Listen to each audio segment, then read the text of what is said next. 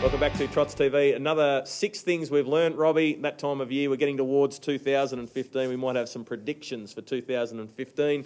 And hopefully, it's going to be a good one for all of our viewers. Have you got one, a prediction for next year? I've gone mine all around horses that I really liked from last season. I think Philadelphia Man. He's a ripping horse. As long as he stays sound, which cross our fingers he does, I think he's got a bright future. He just seems he does everything in his stride. His win at Ballarat the other day was massive on the clock. I just think he might be the new Grand Circuit horse.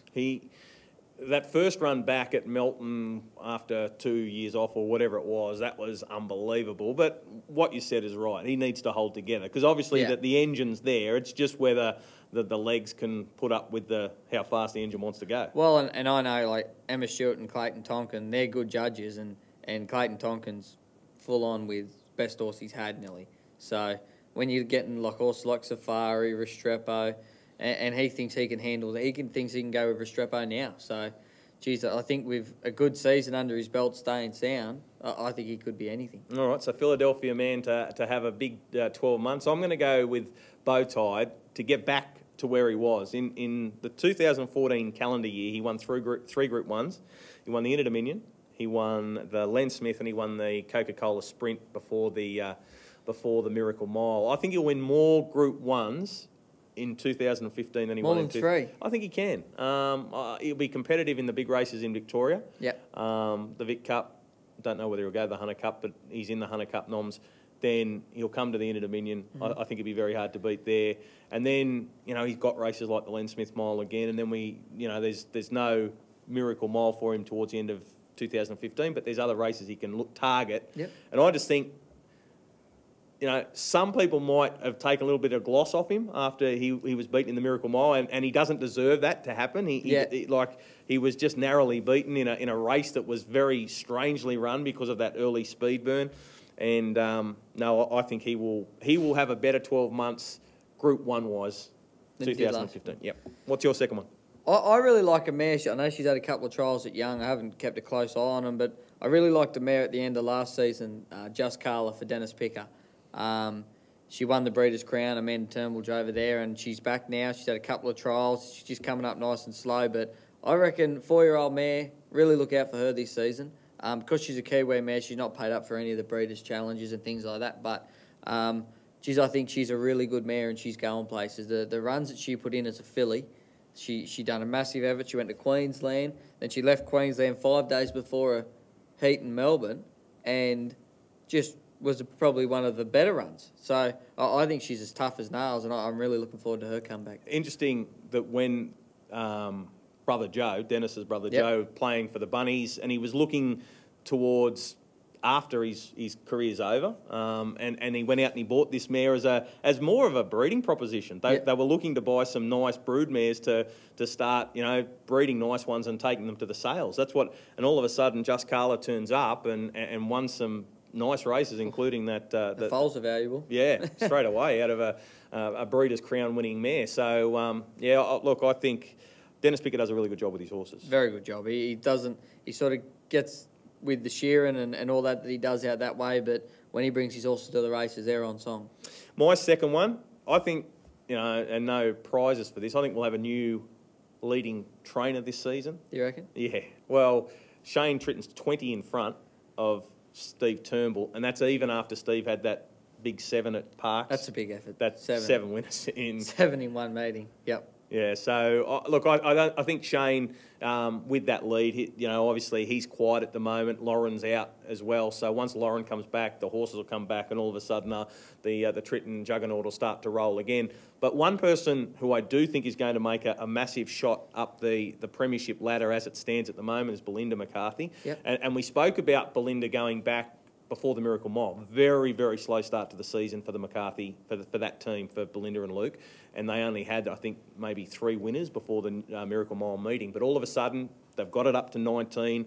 They're into the top 10. And I can just see Belinda just picking up trainers one by one and just shooting up the ladder. She'll finish in the top 5.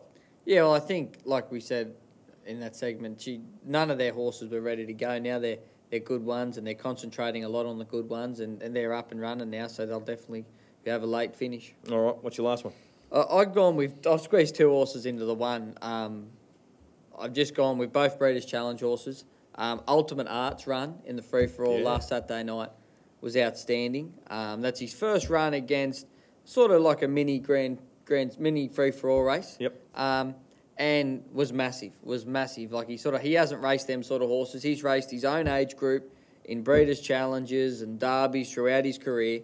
And I just think that run the other night showed to me that he might be a Grand Circuit horse to come. Maybe not this season coming, but definitely the season after. Like he handled them horses like it's no easy feat with just Seal and Print picking you off. So I was really happy with him. Mick Formosa, another one who does a good job with his team, and he's kept this horse ticking along. He won Bathurst. Yep. As a 2-year-old. So it's been a nice run with this horse, and to see him step up into that free-for-all company on Saturday night was really good. And he is a bit versatile. He does have a bit of gate speed. He trialled really well at Newcastle not that long ago. I think they went 155, and that was very impressive for where he was at his campaign. At the time. And the other horse that I'll just say quickly, El Fuego. Yeah, yep. He'll be a really nice 4-year-old this season. Steve Turnbull had him. He was massive first up at Young. He come to Menangle in the MO series. I think he ran third in a heat and third or fourth in a final. And those runs really topped him off. And he was huge the other day at Bathurst. He smashed the track record. I think he beat it by a second and a half. Went 53, and Amanda drove him and didn't move on him. The gates went, he just ran. And the further the race went, the further he got in front.